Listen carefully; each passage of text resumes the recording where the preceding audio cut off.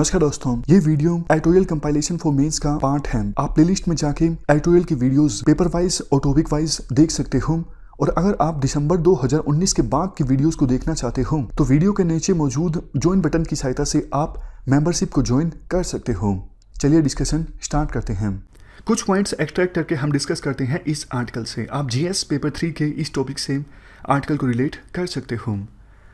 देखो, हाल ही में 20 लाख करोड़ का जब पैकेज अनाउंस किया वित्त मंत्री ने, तो काफ़ी सारे रिफॉर्म्स भी अनाउंस किए और उसी से संबंधित एक एग्रीकल्चर रिफॉर्म काफ़ी ज़्यादा सुर्खियों में है।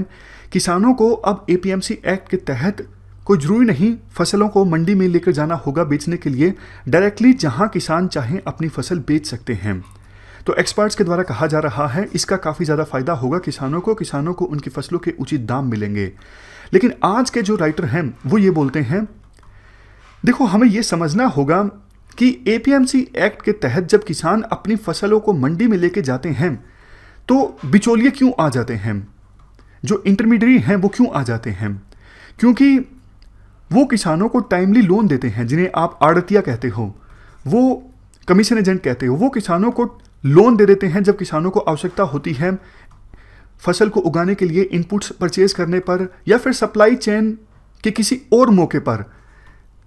तो किसानों को उन आड़तियों से लोन लेना होता है, इसी वजह से किसान बाद में जाके उन्हीं को अपनी फसल बेचता है। तो अगर आप एपीएमसी एक्ट को ख़त्म करना चाहते हो तो आप इस कमी को ख़त्म कीजिए। किसान को जब आवश्यकता पड़ती है सरकार उन्हें लोन प्रोवाइड करे, और भी जो सुविधाएं या फिर आप कह सकते हो जो मदद दी जाती है कमीशन एजेंट्स के द्वारा या फिर इंटरमीडिएट्स के द्वारा किसानों को, वो मदद सरकार प्रोवाइड करे।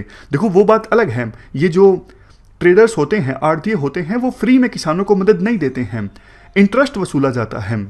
लेकिन बात होती है ऐन मौके पर जब किसान को पैसे की आवश्यकता होती है तो वो ट्रेडर से ले लेते हैं, बाद में उन्हीं ट्रेडर्स को किसान अपनी फसल बेच देते हैं। अगर सरकार इन कमियों को एड्रेस करती है फिर तो ठीक है, अदरवाइज इतना ज़्यादा फायदा नहीं होगा।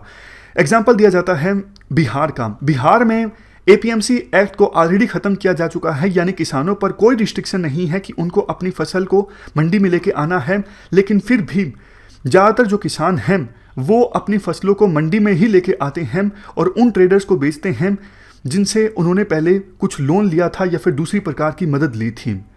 तो सरकार को ये चीज़ समझना होगा कि ग्राउंड लेवल पे चीज़ें कैसे काम करती हैं, क्यों ट्रेडर्स के पास अपनी फसल लेके आते हैं किसान। तो ये 2-3 पॉइंट इस आर्टिकल में इंपॉर्टेंट थे। इस डिस्कशन में फिलहाल इतना ही है। Thank you very much for discussion.